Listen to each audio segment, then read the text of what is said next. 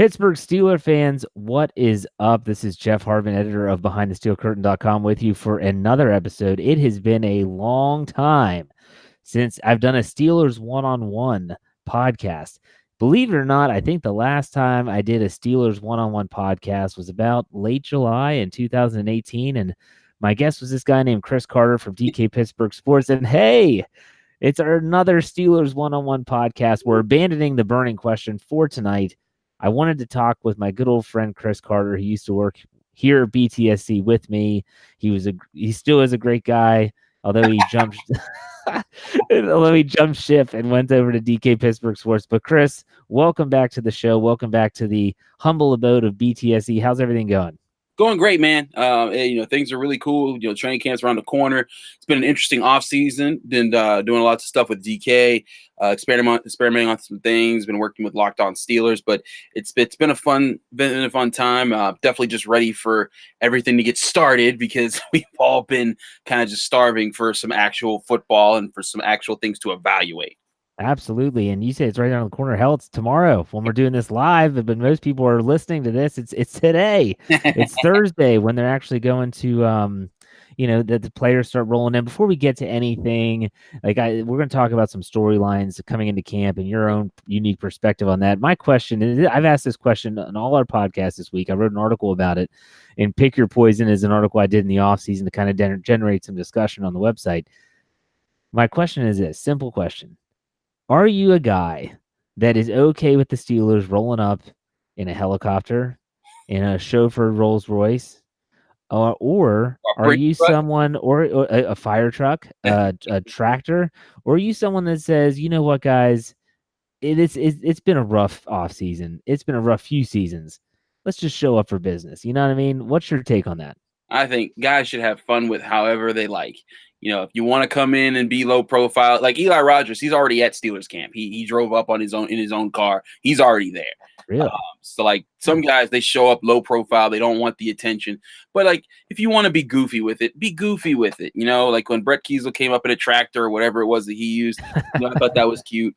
Jalen Ramsey, everyone on Twitter right now is talking about Jalen Ramsey, and he came up in a Brinks truck, and that's so annoying. I'm like, if you think it's annoying, then just look away. It doesn't hurt anything. It doesn't stop you from focusing in on the game. I think it's just them. It's like a wrestling entrance. It's just like, hey, this is just for flair. This is just for something to talk about and to be funny and to be entertaining. I don't think it takes away anything from the game, and it's something cool. Some of them I can do without. Like, when Antonio Brown landed last year in a helicopter, I was like, holy, that's something else. What about when James Harrison rolled up in a smart car that he barely fit in? Yeah, that was pretty funny. That was like a clown car. But you're right. But see, it's entertaining. It's all about getting people something to talk about and just being silly. And and again, more people pay attention to you. And as a player, people are like, oh, that means you're a me guy. I'm like, well, yeah, I'm building my brand. Because people want to know that name, and every little thing helps in that regard. I don't have a problem with it. My only problems are when you do things that make you miss team parts of the game that and force mistakes. But these are not that. No. And the funny thing is when you talk about brand, I'm not sure if anyone has a better, more positive brand right now than Juju Smith-Schuster. And I would probably bet that he's just going to roll in. He might be on a bike or something like that. That'd be funny. But, it's interesting. I always say that the fans that yell and scream about, oh, they just got to show up and roll. And look, I thought Brett Kiesel and James Harrison in a fire truck, and some of it was just a little over the top for me. Just guys, come on, let's just show up. But there are some people that I associate these guys, they're getting paid millions of bucks, go to your job. They're the same people that say that you shouldn't celebrate a touchdown, right? Because everyone scores touchdowns. I mean, shoot, you just hand the ball to the ref. There you go. I've been here. It's the same type of thing. But here we go. They're going to show up Thursday. I think they have to be there by 4 p.m. Most of them roll up a lot earlier than that. And so we'll see. Maybe they are all business. Vince Williams on his Instagram account said that it's all business this year. He's not going to be rolling up on the Stone Cold Steve Austin vest with the championship. That was a pretty good one. I'll give him credit for that. He's a creative guy. So let's get to camp. Okay, so Friday is going to be their first practice, not padded practice. Practice that with pads will be on Sunday, I believe, which is the first padded practice. My question for you is, let's talk about some storylines that are going to be going on throughout training camp the whole month that they're at Saint Vincent College in Latrobe. What are some storylines that maybe people aren't talking about that you're intrigued about? Not necessarily that this is going to impact the 53-man roster. What are the things that you're looking at? Because you analyze more film than anyone I've ever met. Things that you're like, yeah, this guy is the one I want to watch. What are some of those storylines? Just give me one. Main thing is I want to see the continuity on defense. I want to see how the communication is impacting from the front line to the back of the secondary, because Kevin Colbert's whole mission this entire offseason was to balance the roster, because they were top heavy for so long, and he realized they were going to lose both of the other guys, Bell and Brown, that made them top heavy. That made it like, it's okay to have weaknesses on these areas, because these are superstars that can bail us out in key situations. When those guys are gone, you need to make sure that the problems are that you had while they were there were filled. And he brought in Steven Nelson. He brought in Mark Barron. He brought in Moncrief to help at the wide receiver position, and they drafted Devin Bush. I want to see now with those additions. I want to see do people gel together? Does Devin Bush actually fit into the defense? Does Mark Barron help with that? Because if people remember, it wasn't all sugar and sunshine when it was Ryan Shazier just plopping into the defense. They still had a lot to figure out. They still had a lot of questions. They still were missing gaps. I mean, even the 2016 season when they lost to the Cowboys and you saw Ezekiel Elliott just cutting them up and he scored that game-winning touchdown. It took time for them to gel and to find those. I want to see how quick can they coalesce and sort of plug in where they are. Because in the defense, they have a lot of the pieces that they need already. And the guys that they're improving. Terrell Edmonds is moving along. TJ Watts is getting better. The defensive line's already there. But how does Devin Bush and Mark Barron fit into what they're doing now? How does Steven Nelson fit in as the second cornerback? Because to me, Steven Nelson is what you want at a number 2. He's not going to be the all-time playmaker, but he can challenge the ball in the air. He can cover a decent receiver, and he's a starting caliber kind of guy, unlike what they've had with Cody Sensabaugh, Antoine Blake, Cortez, that you can go back for years. So that, to me, is about finding that balance across the board on defense. Can they coalesce? Because that, to me, is the key to this season. If that defense does not come together the way that the roster looks like it should, this season is going to be a long one. Okay, before we get to your next storyline, couple rapid-fire questions for you. Number 1.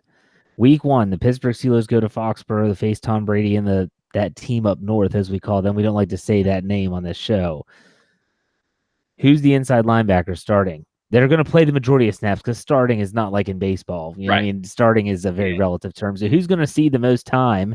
Devin Bush, Mark Barron, Vince Williams. What's the trio like? What are your thoughts? I think Vince Williams of the 3 gets the most snaps simply because he's the most familiar. They're still going to want him on the field because he's an interior pass rusher, and they know that frustrates Tom Brady. Also, Vince Williams, he had an interception of Tom Brady 2 years ago. And I think that he's been part of the reason why they've been better against the Patriots the past couple years. But I think it's going to be Vince Williams. I think you're going to see more of Devin Bush. I really think he's going to translate and be able to do more quicker, and they're going to want to use him in a lot of ways to frustrate teams, because also he's a guy that can drop back in coverage and rush the passer. I think they're going to want that versatility against Brady, and I think they'll be comfortable with that. Now, if he makes a cut, this is what I need to see in training camp. Does Devin Bush, does he live up to the hype of, can he do his communication skills? Is he as on top of the playbook as everyone says he is? Because if he is, then there's no reason to not try to push him up there right now. But if he's taking time, if he's not feeling confident about himself, if he's missing certain reads, still keep him in the loop, but let Mark Barron take the bulk of things right now, especially when you're going up against a player like Tom Brady, who he literally just played his last game against. Yeah, that's a good point. Okay, let's go Vegas style here. I want your honest opinion now. For those that don't know Chris, he's an optimist like me. We're both kind of the homers of the group. Back when he was behind the steel curtain, he and I and Lance would get into arguments because Lance is a negative Nancy. Yes, he is. We're very positive guys. But I want your honest opinion here. Vegas over-under line for Bud Dupree sacks in 2019. I'm going to set the line at, 8. Ooh. That's the thing. That's the push right there, man. I got an 8 on the dot. Say push. You can't say push. Oh, come on, man. I haven't been 8. I haven't been 8. In sacks, you can actually take halves. I'm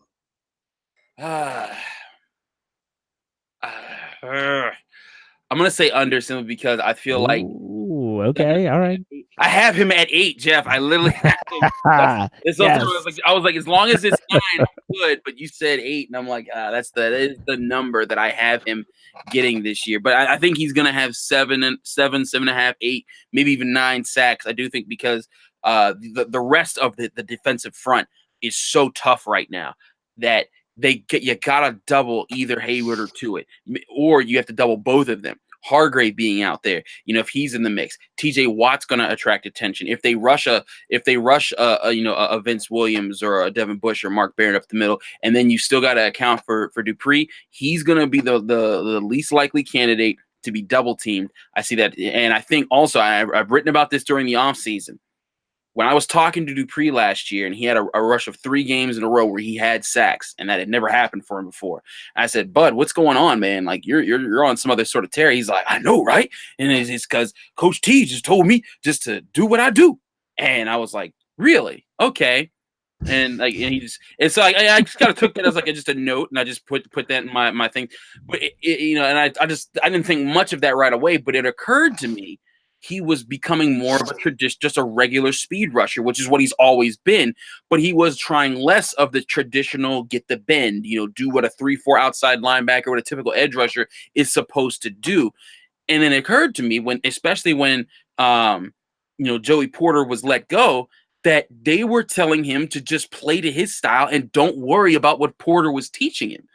And I was like, whoa, that makes sense. And that's what he was doing. So I think this year is going to be a lot of him just playing to his own strengths and doing it that way. And that may yield some more sacks because that's where he kind of was catching up last year and improving. So I think he's going to do better than a lot of people expect. People are probably thinking like, oh, he'll just get like 4 maybe if he's lucky. But I think he's going to be better at that than most people expect because he's going to be in his own game. I don't think they're going to try and make him be something that he's not, and that'll allow him to get more sacks this season. Okay, so yes or no? Here we go. Bud Dupree gets 8 sacks like you predicted. Do the Steelers sign him again, or do they let him go? That's tough. It is tough. Yeah. I'm asking you tough questions. Good question. These are good. This is why you and I always get that. But I think no, because they still have so many other players to sign. Okay. And everyone's talking about they only have $9 million cap space, but I wrote the other day, if they get rid of people like say if they release Mark Barron and they don't pay Anthony Chickillo the $6 million he's on the cap for next year, and Jordan Berry and a few other guys that are making a little bit more money than they should on the roster next year, they can get about $27 million in cap space just from those moves alone, let alone some restructuring deals that they can do, and I'm sure that Ben Roethlisberger will help them with. But when you do that, you still got to sign Joe Hayden, maybe a Mike Hilton, Javon Hargrave, and those guys, and maybe bring in a free agent. And I just have a hard time justifying paying Bud Dupree when that's my limited cap space, unless you're talking about like a $5 million deal per year. If it's around then, okay, that might be doable. But I can also see this team reinvesting at pass rusher. This year is if they don't like what they see of Dupree, and if Ola Adini doesn't turn out to be this superstar undrafted guy that some people think he can be, and then saying, we have TJ Watt, this is fine, but it's time to go get his Lamar Woodley, the guy that's going to pair up with him and be the Robin to TJ Watt's Batman. Okay, that's all in the future. We'll talk about that plenty. What is another storyline that you're looking forward to in training camp this year in 2019? Major storyline. It's going to be I really want to see how Ben Roethlisberger builds a rapport with the young receivers. This was something that came up when James Washington revealed to everyone. He was like, you know what? I felt really uncomfortable on the team last year. He was talking about how he felt like he was walking on eggshells around Ben Roethlisberger for so long, and they didn't talk, they didn't communicate, and it made him feel weird. And he said when Ben called him out, that forced him to step up, that helped their relationship. And then you saw at the end of the season, they started to connect a little bit more. Well, now that's out the way. He hung out with Ben Roethlisberger. He's talked with him. He's worked with him in some camp practices, and they're getting along better, and they're doing some good things. I want to see how does that translate across the board? Because one thing that I think that, and I've said this about Ben Roethlisberger before, is that he's not the Peyton Manning type of leader that would develop those relationships with all of his receivers. He's not the guy that's going to be all about the building relationships with everybody and making friends with everyone in the building, and setting up the stage for them to move forward as a group. But I think that he's realized that that's important, especially with how the Antonio Brown thing went down and how a lot of the narratives have been formed against him. And that's why you saw him make an effort to do stuff with James Washington and to talk to Deontay Johnson. So I want to see, how does he work with Johnson, Washington, and even, Moncrief's a veteran, so that's a little different. But even on Moncrief, in practices, I often saw him talking a lot to Eli Rogers, but he wouldn't do that with Juju Smith-Schuster as much. He would be getting on Eli, but he wouldn't do that with Antonio Brown. I want to see how he presses all of his receivers this year, and that would be something huge to help the offense become more efficient, to build those relationships, to build that trust, and so that there aren't as many blow-ups and misunderstandings between the group, not just in the locker room and on talking on radio shows, but on the field when Ben Roethlisberger's thinking one thing and they're thinking another, they can easily sort of remedy that and say, hey, we're all on the same page because we've been on the same page. That's a huge part for me for Ben Roethlisberger's development. And it's funny, we're talking about development. He's been in the league, 15 years, but everyone's always still finding a way to grow. And this, to me, that and being efficient within Randy Fichtner's offense, those are two key things that I think Ben Roethlisberger needs to have this year. You bring up the receiving core. My question for you is, there's two trains of thought amongst the fan base when it comes to Ben Roethlisberger and his receivers last year and in previous years. First, are you in the camp that says that Roethlisberger did force the ball to Antonio Brown when Brown wasn't getting his receptions and was probably in his ear in the huddle saying, throw me the ball? Or do you think that he threw to Antonio Brown because it's Antonio Brown? Because a lot of people were taking, if you're in that first camp and say that, he was forcing him the ball, that it could really open up the offense this year because he's not going to have that need to pump the ball to one specific person. He can kind of take what the defense gives him. And with this offense, even without Antonio Brown and without Le'Veon Bell, they are going to have weapons across the board. So what camp do you fall in terms of how Roethlisberger handled Brown in the past?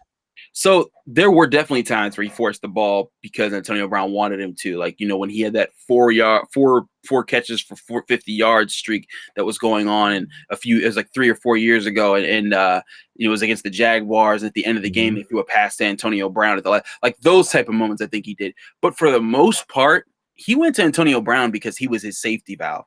I mean, he was the man that whenever they were in a bind, you could go to him and he would find ridiculous ways to make the catch happen. I mean, the Browns game, I think it was 2 years ago, where DeShone Kizer has made this a close game and they just need a few first downs and they are up against the wall, and Ben Roethlisberger just throws up a pass into triple coverage and Antonio Brown pulls it down in the clutch, getting the first down. Everyone couldn't believe it. Those type of plays he came to rely on. And that's why you have an Antonio Brown. He goes up and he makes those spectacular plays. And when that happens, you're going to force the ball to him because, one, you pay him all that money. Two, he pulls your fat out the fire. I mean, the Chiefs game where he almost threw an interception, but Brown, caught the tip and then took it all the way in for the winning score. There's way too many times that those two have worked some crazy magic for Ben Roethlisberger to not say, I'm getting the ball to that guy because he's good. I do think there's some times where it worked the other way, but by large and in the majority, this was because Antonio Brown has been the best receiver in football for the past 6 years.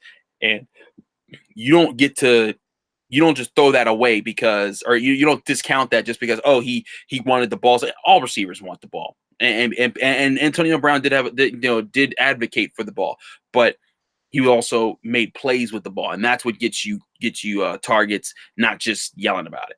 So how do you think this offense in terms of the passing game is going to look this year? Is it going to be similar? Do you think it'll be different? I mean, I feel like they can really start from scratch, but I'm curious what you think, how you visualize this. We don't know. This is all just speculation, but what do you speculate the offense is going to look like from a passing attack? Well, for one, I think it's going to look a little bit similar in the sense that Randy Fiegner did spread the ball more last year, and not just to Juju Smith-Schuster, but he had Ben Roethlisberger looking at running backs, at at Vance McDonald a little bit more often, and taking the passes that were there instead of trying to force them where he wanted them to go. You have to read the defense, and this is something that, Jeff, that you and I used to talk about this all the time when I was up behind the steel curtain. But Ben Roethlisberger had to do a better job at reading what was in front of him and taking what was available instead of trying to go with what he thought he should, because that would make the big play all the time. And that's great sometimes, but when the defense leaves the flat wide open and you can kick it to a running back who's going to take it up 10 yards, why not just do that? And too few times has he been able to make those types of adjustments, and that's what I think he needs to do, and he started to do. That's why you saw the Steelers have the #1 red zone offense in the NFL last year, because that, and the running game, of course, but when they threw the ball, they could be less predictable. They weren't always just going to Antonio Brown or Heath Miller or doing something that everyone could see coming. And that, I think that was a huge part of what helped that was spreading the ball around and not being as predictable. And now Antonio Brown being out of the mix, everyone's going to be looking at Juju Smith-Schuster. But if Ben Roethlisberger, again, if he develops that relationship with these new guys, you show how James Washington is a threat. You see how Dante Moncrief is a speedster, and you make them honor that. If Deontay Johnson's quick and tough to cover, that's another guy to consider. And then you got the running backs. If James Conner and Jalen Samuels are distracting people and getting open and getting one-on-one matchups with guys that can't run with them, by all means, because eventually defenses are going to run out of good cover guys. That's what happened. The first touchdown against the Patriots last season was Vance McDonald going up against Pat Chung, and he just did a little wiggle and hit the corner route, and it was wide open. And that was their first touchdown. Ben Roethlisberger saw it. You're gonna get those mismatches, but you got to threaten them with enough people to force them to honor your top matches to get those kind of advantages. But that's how it happens: is reading, processing, being more prepared and more efficient within the offense. Okay, so let's do some sub questions here. Juju Smith-Schuster last year had 7 touchdowns. He scored 7 touchdowns in his first 2 years, but he had 1,400 receiving yards. True or false, his receiving yards totals will go down, but his touchdowns will go up. What say you? True. Absolutely true. I think they're going to balance out more of the receiving yards. I know that Antonio Brown's gone, so that should say, his receiving yards should shoot up. But I think they're going to be forcing the ball, or not forcing. They're going to be moving the ball around to more people. Like I said, I really think they're going for. I really think they're going for the balance of the roster. They're going to be looking around and trying to figure out which ways to keep you guessing as far as who they're attacking with. That's what's going to work. But I also think that with Antonio Brown gone, that's going to give Juju Smith-Schuster some more big play opportunities. He's going to find his way in the end zone a little bit more. And I think that he's going to get those targets, because even when someone puts their best cornerback on it, that doesn't guarantee that they're going to be covered and blanketed. And there's not that many teams out there with a super duper cornerback that can lock someone down all the time. So they're going to get their chances. And I think that he's going to get double-digit touchdowns this year. Okay, so let's look at the 53-man roster from the receiver position. Almost everyone that you talk to, myself included, say it's going to be Juju, James Washington, Dante Moncrief, Deontay Johnson as a third-round draft pick, Ryan Switzer, and Eli Rogers. You assume they're going to keep 6, but if you were to swap out someone, because I was talking with Dave Schofield, who we do a couple shows together on this platform, and none of those guys, other than return men, play special teams. There's no Darius Hayward-Bay amongst that group that's not going to play a lot on offense, yet is going to play every single time as a gunner on special teams. You look at a guy like Johnny Holton. Deontay Spencer is another one. If you were to pick one wide receiver that would be a shock to not make the team and get cut or even traded, who would that be? You're saying who would be what player? Are you assuming that the 6 that I named are going to be the 6 that make the roster? Yes, I think that's okay.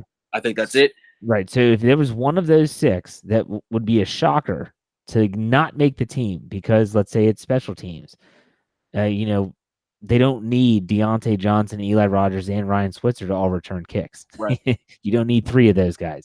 So if maybe you don't see this happening at all, and that's fine, you can say that. But there are some other players out there, and you could throw in Trey Griffey if you want. I don't believe he has a shot, but that's just me.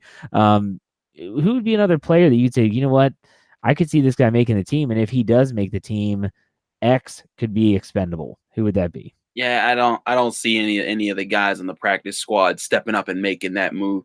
You know, it's not just the return game, but Rodgers and Switzer's slot skills really are something that they value, and the rapport that Rodgers has had with Roethlisberger, I think, is what's kept him around for so long. And he's gotten better. I mean, people forget, when he first got on the scene, people were like, "Oh, who is this guy? Why is everyone hyping him up?" But he's really quick. He gets the underneath plays, and he's Ben's guy to go to in a pinch. And Switzer became that a little bit. But if I had to pick one of the six, if I was the Steelers, I would let go of Ryan Switzer, despite him being young and doing a good job last year. And that's nothing against him. I think he's done a good job, and taking advantage of the opportunities he's been given. But I just think the rapport with Rodgers is stronger, and that's what you want to keep around. Because again, you're not looking at any of these guys to be career guys. This isn't like you're picking someone to be the longevity of the Steelers. Ben Roethlisberger is only going to be here for another 3 seasons.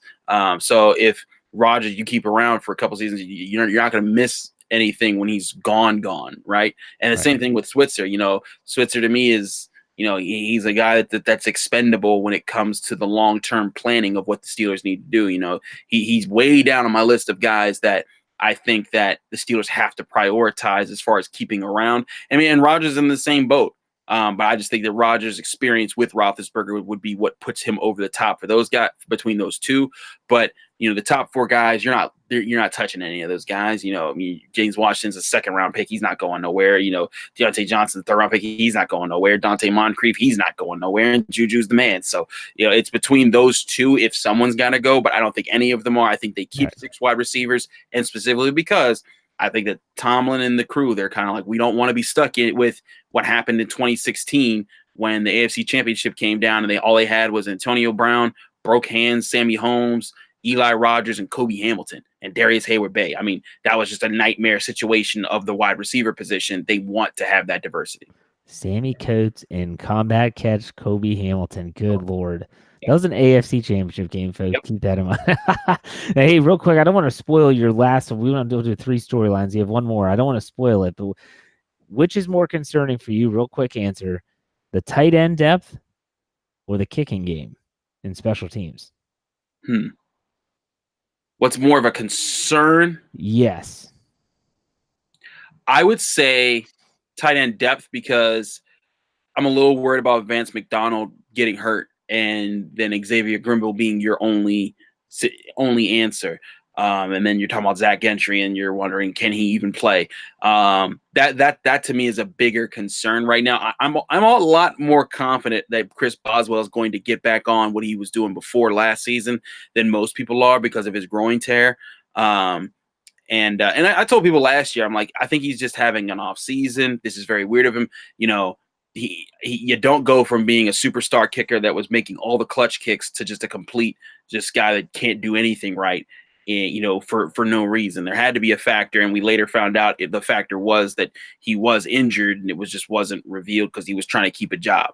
But I do think the tight end position is still more important right now, because that's a position of strength for the Steelers because McDonald is the starter, and that adds to, again, that balance on offense that their offense needs to achieve so that Randy Fichtner's system can work and that Ben Roethlisberger can spread the ball around. And now you have to honor all these different threats. But McDonald's such a big part of that, and they need a second option to be able to back him up should he go down or just need a break.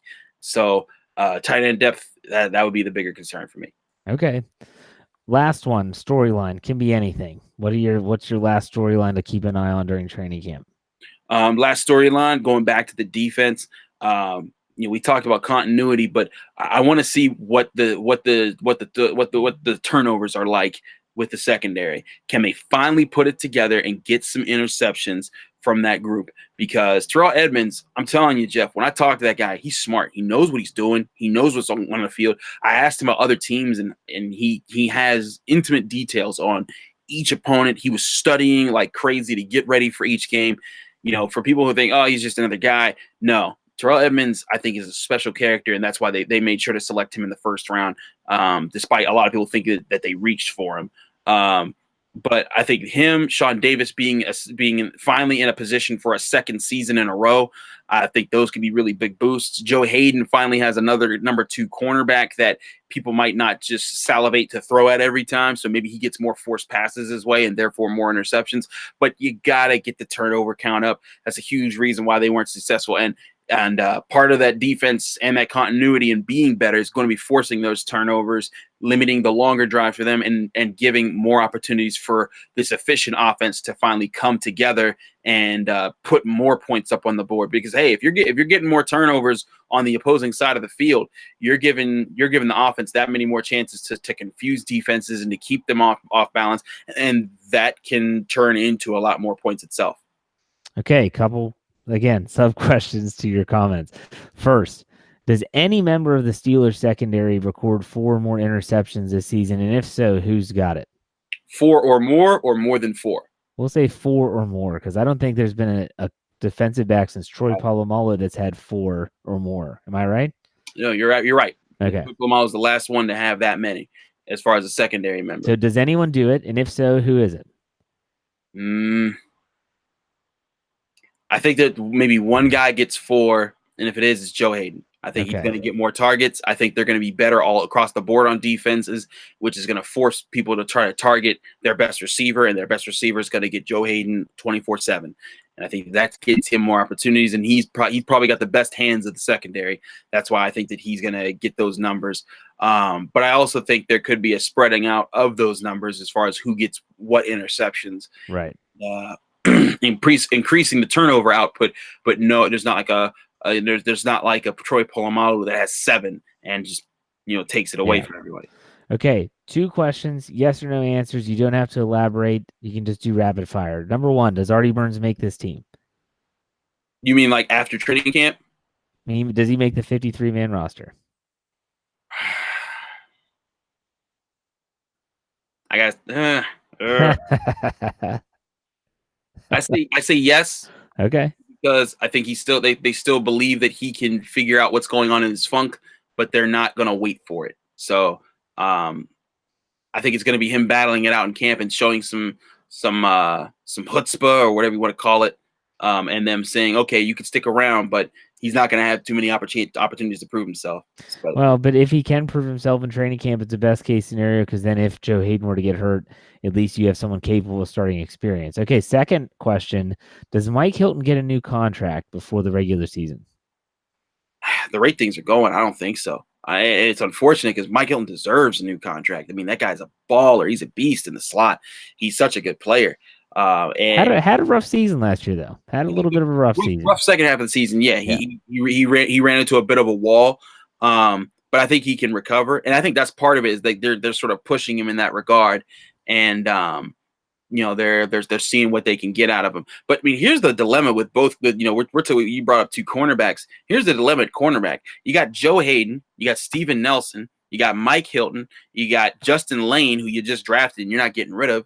You got Cameron Sutton, you got Artie Burns, and Brian Allen. That's 7 guys. You can't keep 7 corners. No. You keep 6 if you're greedy. And they've done that before with because they were able to shorten up on how many outside linebackers they kept. But I don't see them keeping 7. And it may be Brian Allen, maybe somebody, but maybe Artie Burns. But I think that Hilton, with the things that they need, with the people they need to pay next year, I'm not sure that they really push to get him an extension right away. Okay, that's interesting stuff. Brian Allen, I was shocked when I looked at the Steelers official roster. He's listed as cornerback / safety this year. So is that a precursor to him making the roster as a quote unquote safety? And, we'll see, because we know the safety depth is not outstanding. You have Marcus Down, a couple others. Okay. So first and foremost, thank you for those storylines. I think it was great. We had some good discussion, some Q&A, but now is when we open up the live chat, which has been going on. People have been making comments on YouTube the entire time. We have just under 100 people that are in the live chat right now, and they want to know what's going on. Now, Crazy Chris, who's a regular in our live chat, he used what's called the Super Chat feature. If you're not familiar with that and you're new to the show, right at the bottom of your screen, whether you're on a tablet, phone, computer, it says chat publicly at BTSC Steelers Radio. To the right is a little money sign. You can hit that money sign. You can donate any amount of money. It goes straight to the program. We appreciate that. We call it our tip jar. It'll highlight your question. We will guarantee to answer that. You don't have to use it, but you can. So he put $1.99 in the tip jar. Thank you, Crazy Chris. He said, who will have a better season this year, Juju, TJ Watt, or James Conner, the 2017 boys? What are your thoughts on that, Chris? Well, I wrote about this early in the summer. I think TJ Watt's going to be team MVP this year. I think he's going to explode. He's been progressing each year, and I know it's only been 2 years, but I literally saw it in his rookie camp when he was going up against Xavier Grimble, and this was my biggest critique of him coming out of college. He didn't really have moves on the edge. He just overpowered you. He would get his hands inside of you, push you, then just get rid of you and get to the quarterback, and he would just beat you because he was bigger, faster, and stronger. But when you try that at the NFL, you're going to lose unless you're Myles Garrett, you know. When he was going up against Xavier Grimble one time on the first night practice, he was going up against him. They were shoving each other, and he wasn't winning, and Grimble was beating him. And Grimble beating a number one pick, that's a little scary, But it's part of veteran versus rookie. And Watt didn't like that. He was a little choppy, and who of all people but James Harrison came over, pulled him to the side, and said, "Yo, no, let's talk." And I didn't get to hear what they said, but I saw him do some hand motions and talk about the rip.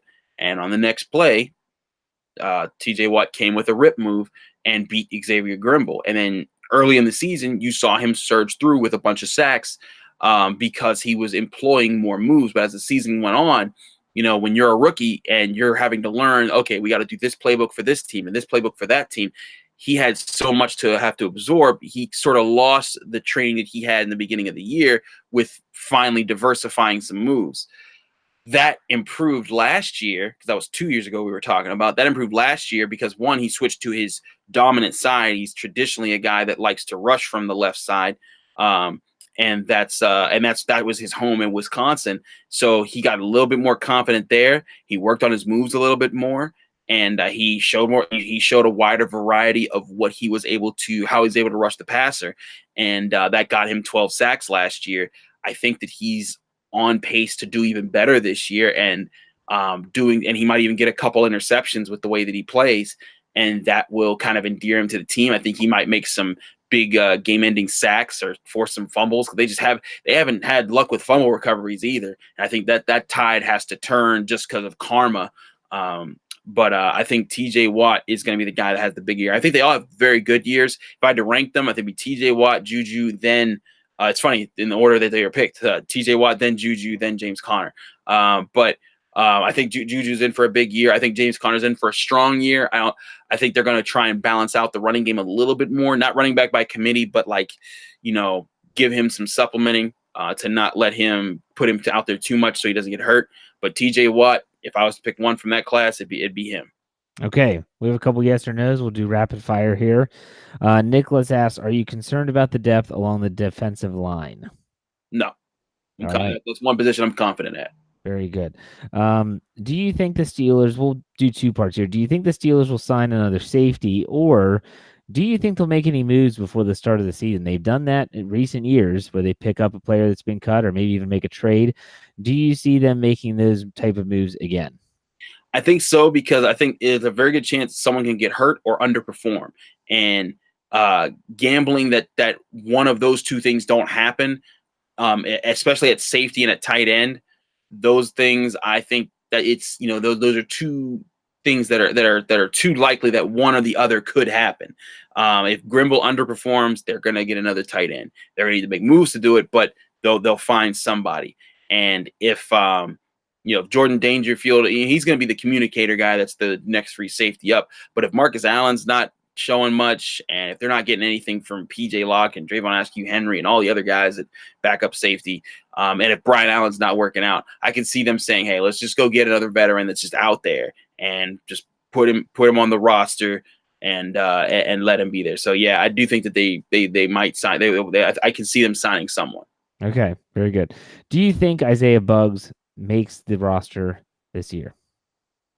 And that was from Andy. Sorry. And that's a funny question. The joke I always have is, who's gonna ever knock off Dan McCullers? Because everyone's been predicting this man's downfall, but he finds a way. He's just hanging around. He has naked pictures of someone. I'm just not sure who.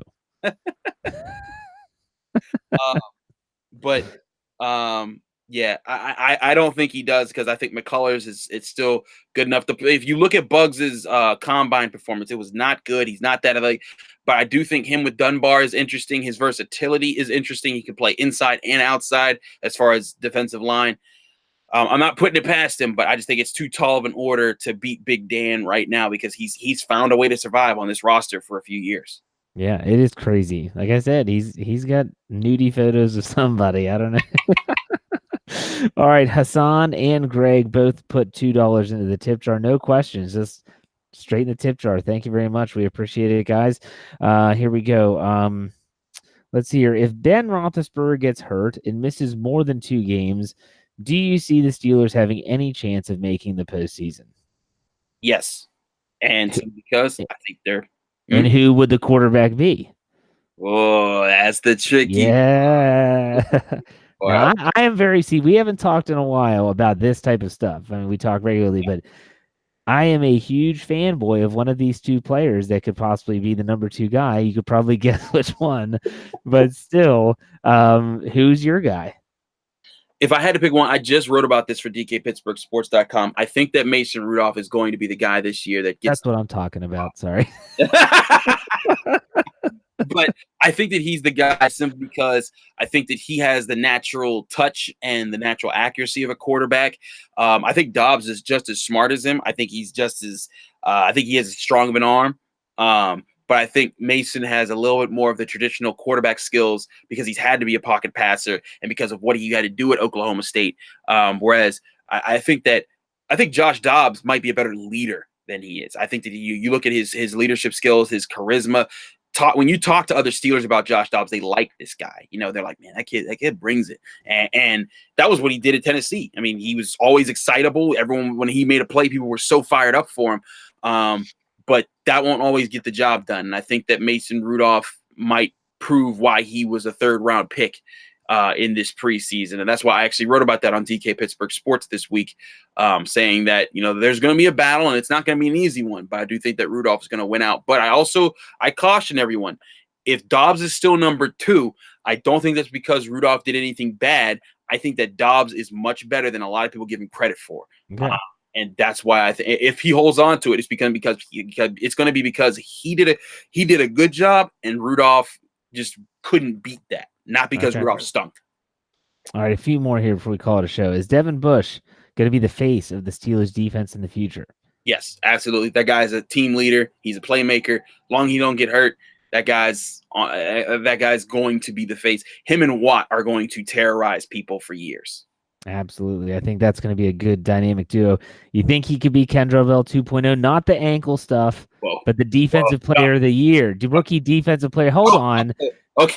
Like, come on, man. Don't put the Kendrell Bell curse on him. Kendrell Bell was dynamic. He was. Before his ankles. Yeah, and then he just disappeared. One of his ankles disappeared. One of his ankles.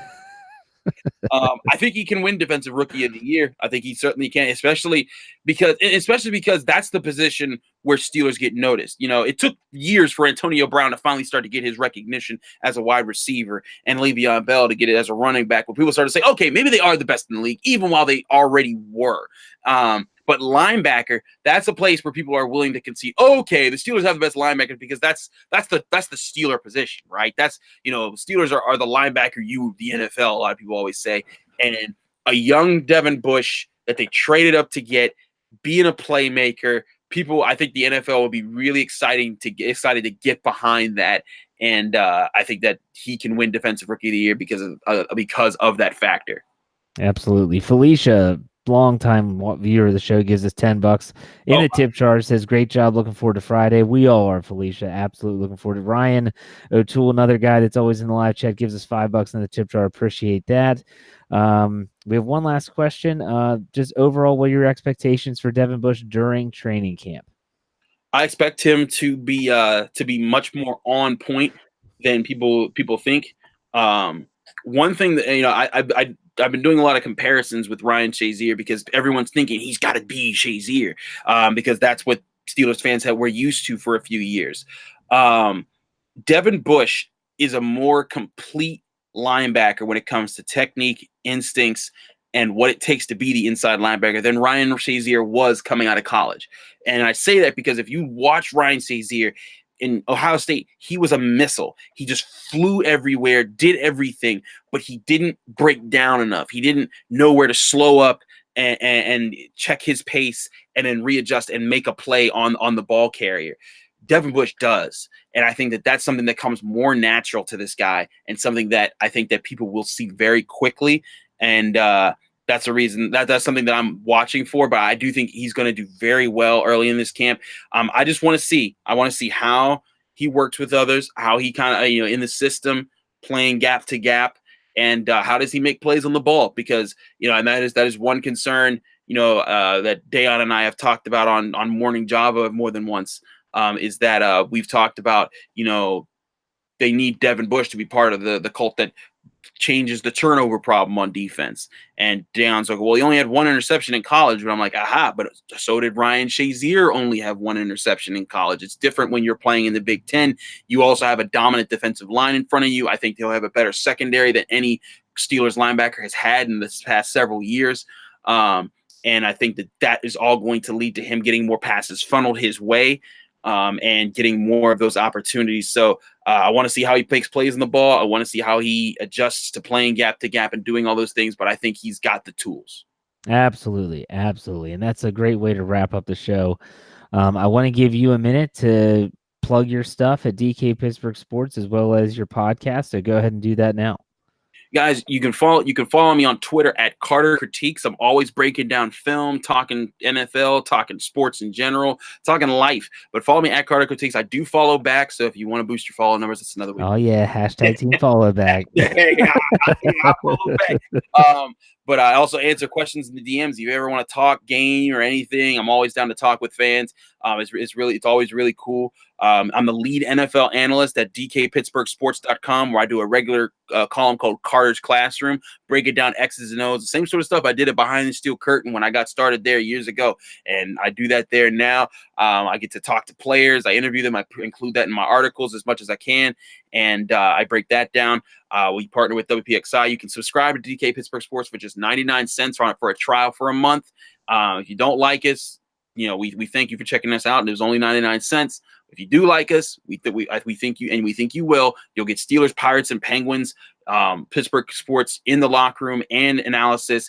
Great stuff there. I'm also a co-host of the Locked On Steelers podcast. You can check us out, Locked On Steelers. Search us anywhere that you do podcasts. Download us. Myself and Tony Serino.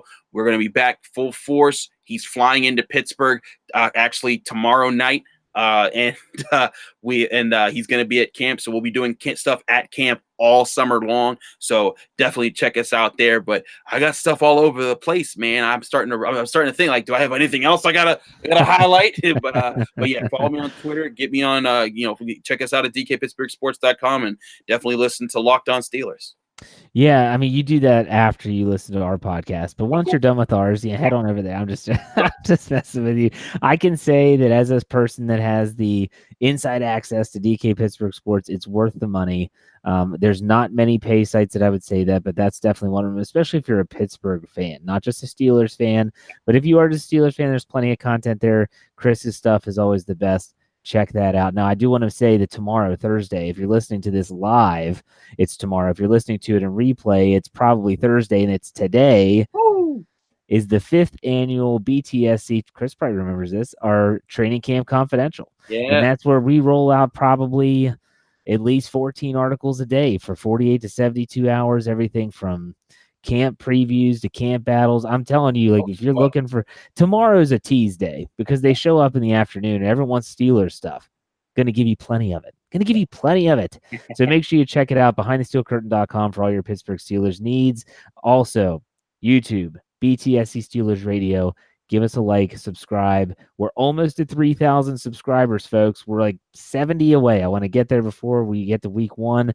So subscribe, tell your friends. We appreciate that. And lastly, if you use iTunes, go to iTunes, give us a 5-star, and give us a comment. I checked the other day.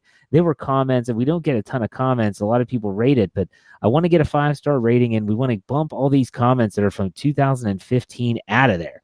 I mean, that was back in the Blog Talk Radio days. The sound quality was awful. It sounded like we were talking out of cans with strings on them. I was there. You were there. You were there. So if you like the content, I'm not asking you for a fake comment. If you like the content, go to iTunes, give us a 5-star, and then give us a good rating because it's going to help our exposure. And if you're looking for us, just search Steelers Behind the Steel Curtain. You'll find us, subscribe, and we'll end the show, as my friend Lance Williams always says, with tune in, tell a friend, and subscribe. We'll see you next week for another episode of Steelers One-on-One or the Steelers Burning Question, whatever I decide to do. We'll see you next time. Bye.